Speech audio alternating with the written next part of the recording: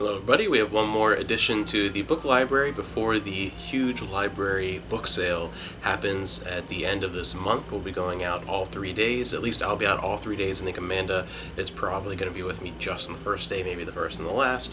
So there'll be a ton of books we're getting this year for the store, because we're buying for the store and also for ourselves.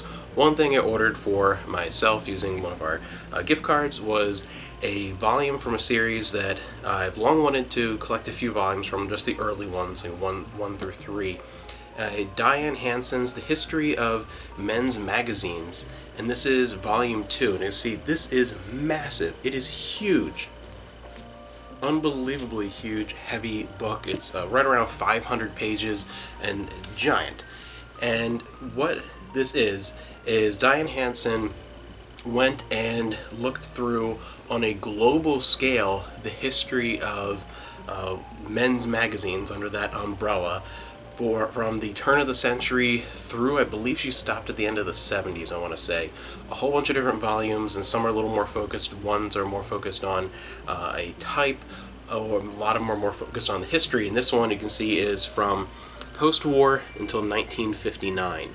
And the first volume is from turn of the century up through the early 40s. And so this is volume 2.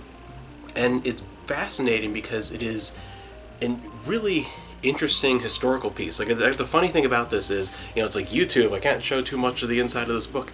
But actually, I could show a lot of the inside of this book, because out of its almost 500 pages, I'd say 300 to 350 or more have no nudity whatsoever. And at least half of these are like half just a wall of text.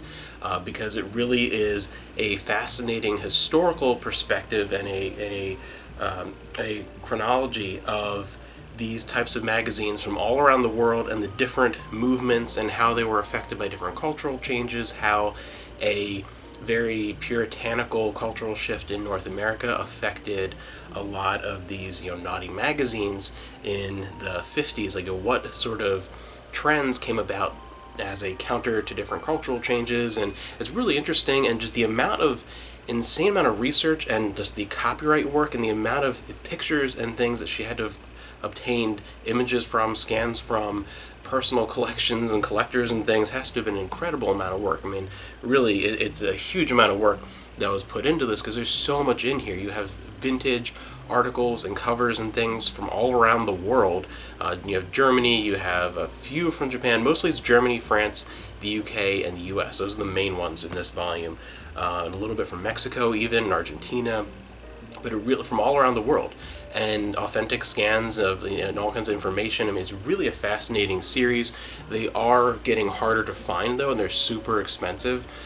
So they're really something that you have to have an interest in, not only the subject matter, but also the subject matter from a historical perspective. It's more than just, you can buy books that are just a bunch of photos. You can buy those for different decades or different subjects or the history of different magazines. But if you want a little more in depth than just photos, you actually want a lot of information to go along with it, and you want some context for a lot of that stuff. This is the kind of thing to go for. It's definitely an interesting historical piece on top of them. It really is the ultimate version of the old joke of reading Playboy for the articles.